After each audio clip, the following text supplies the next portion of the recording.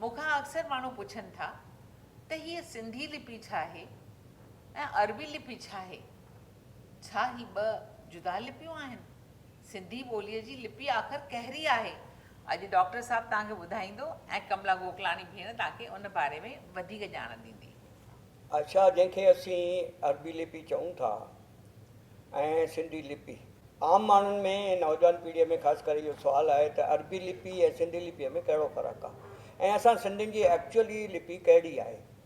त जॾहिं अरबी लिपीअ जी ॻाल्हि कजे थी त उन में असांखे 28 अखर मिलनि था ऐं जॾहिं असां सिंधी लिपीअ जी ॻाल्हि कयूं था त उन में असांखे 52 अखर आहिनि, जंहिंमें 4 अखर त शुद्ध सिंधी अखर आहिनि, सिंधी उचार आहिनि, जंहिंखे ॾ ज ॻ ॿ चऊं था ऐं इहे उचार ॿी कंहिं बि ॿोलीअ में असांखे नज़र नथा अचनि।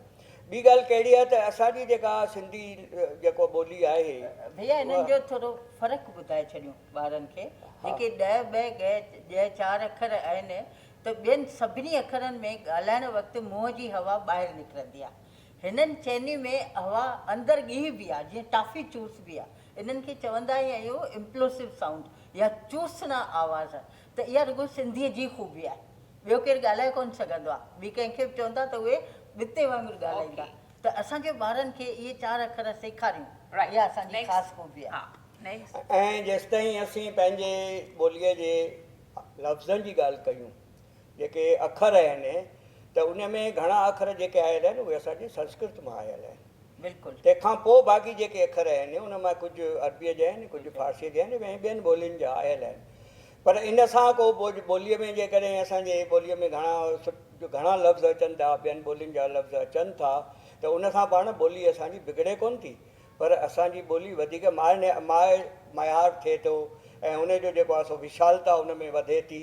ऐं साण गॾु जेका असांखे हिते मां ॻाल्हि ॿुधाइणु चाहींदुसि त जेके लफ़्ज़ आहिनि असांजा, हिकु हिकु लफ़्ज़ खे हिक खां वधीक मानाऊं आहिनि।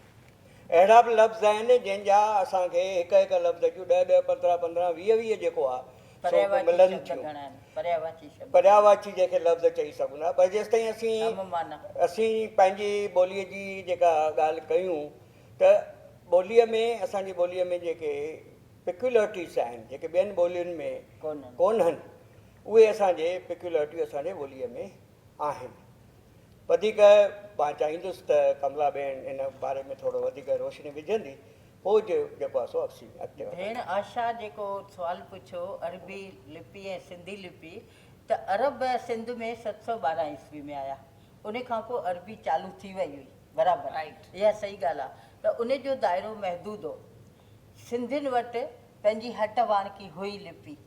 इन करे छा थियो, 1853 में जॾहिं अंग्रेज़ आया भारत में ऐं उन्हनि चयो असांखे जेकॾहिं सिंध ते राॼु करिणो आहे त सिंधी सिखणी पवंदी ऐं सिंधीअ खे राॼ कारोबार जी टेक्स्ट बुक्स जी किताबनि जी भाषा आणणी पवंदी। त हुननि हिकिड़ी कमेटी ठाही, उन में अधु हिंदू मेंबर हुआ, अधु मुस्लिम मेंबर हुआ। त 1853 में हुननि गॾिजी करे मानकीकरण कयो, रिफाइंड कयो सिंधी लिपीअ खे ऐं उन में अखर वधाए 28 मां 52 अखर कयूं। हर हंध जी जेका ख़ूबी हुई हर लिपीअ जी उहा ॻंढे करे सिंधी जेका ठही, उन में आवाज़ वधी विया, साउंड्स वधी विया। असांजो शब्द भंडार हूअं ई शाहूकार आहे। इन करे जेको सिंधी ॿार ॼाणंदो आहे, NRIs जेतिरा बि आहिनि उहे सभु उतां जी ॿोली फटाफट सिखंदा आहिनि। सिंधी अगरि गुजरात में वञे, महाराष्ट्र में वञे, तमिलनाडु में वञे, फटाफट सिखी वेंदो आहे, छो जो उन घणनि अखरनि वारी ॿोली, शाहूकार ॿोली सिखी छॾी आहे। हाणे उहो सभु कुझु ॻाल्हाए सघे थो, सभिनी खे सम्झी सघे थो। त छो न असांजा सिंधी ॿार उन सिंधी लिपीअ खे सिखी पंहिंजे दिमाग़ ॿी ॻाल्हि आहे त जेके भाषा विज्ञानी आहिनि था, जेतिरियूं घणियूं ॿोलियूं ॻाल्हाईंदा, जेतिरियूं घणियूं लिपियूं सिखंदा, तव्हांजे दिमाग़ जूं नसूं ओतिरियूं खुलंदियूं। नसूं खुलंदियूं त माना असां वधीक ब्रिलियंट थी वेंदासीं, इंटेलिजेंट थी वेंदासीं। इहो साइंटिफिक एक्सपेरिमेंट आहे। त इन करे बि असांखे सिंधी लिपि सिखणु तमामु ज़रूरी आहे।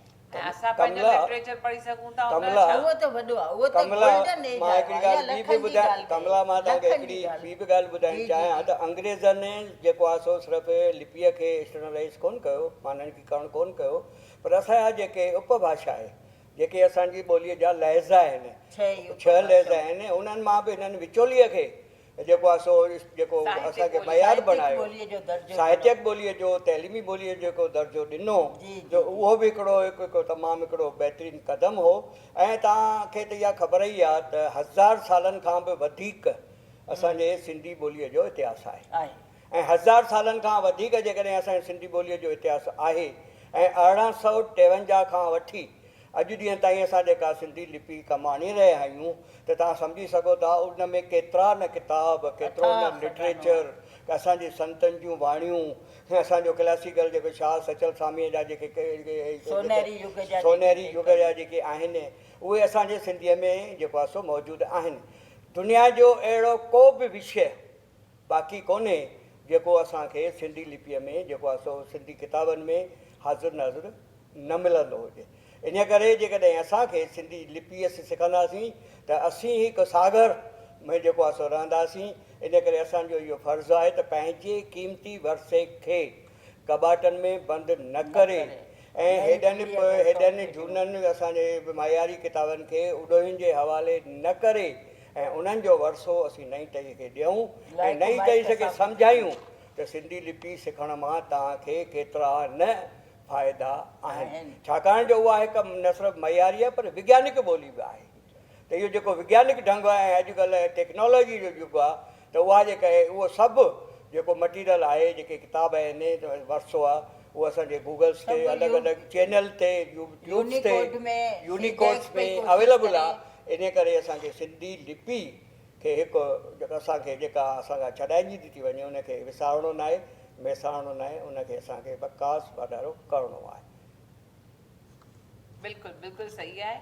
त अचो गॾिजी कोशिशि करियूं पंहिंजी सिंधी लिपीअ जे हवाले सां सभिनी सां मिलूं जुलूं, सभिनी खे चऊं ऐं उनखे सिंधी लिपीअ जा फ़ाइदा ॿुधायूं। सिंधी लिपि शुरूआति खां वठी सिंधी लिपि सॾाईंदी हुई, पर जीअं ई पार्टीशन खां पोइ देवनागरी लिपि वोग में आई तॾहिं असांखे ज़रूरत पई त हुन लिपीअ खे हिन खां जुदा करण जे लाइ घणनि ई माण्हुनि हुनखे अरबी लिपि सिंधी लिपि चवणु शुरू कयो, पर हू सिंधी लिपि न सॾींदा हुआ।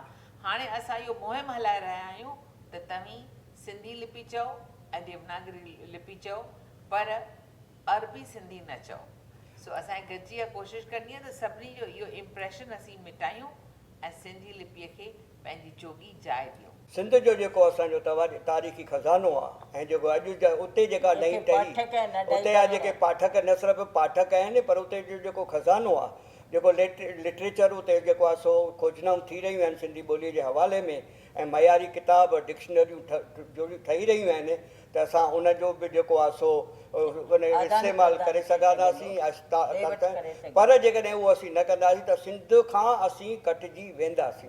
जेकॾहिं सिंध खां असीं सिंधी लिपीअ खां कटियासीं माना असां सिंध खां कटिजंदासीं, सिंध खां कटिजंदासीं माना असां संस्कृतीअ खां कटिजंदासीं।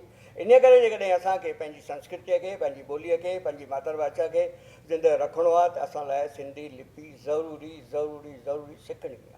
बिल्कुलु असीं इन सां नवां पाठक पैदा करे सघंदासीं। पाठक किथां ईंदी? असीं जेकॾहिं सिंधी लिपि पढ़ंदासीं त नवां पाठक पैदा थींदा, नवां पाठक थींदा त नवां राइटर्स ईंदा, नवां लेखक पैदा थींदा, नवां शाइर पैदा थींदा ऐं ईअं ई त असांजो कल्चर जो, असांजी सकाफ़त जो वाधारो थींदो। ठीकु आहे न?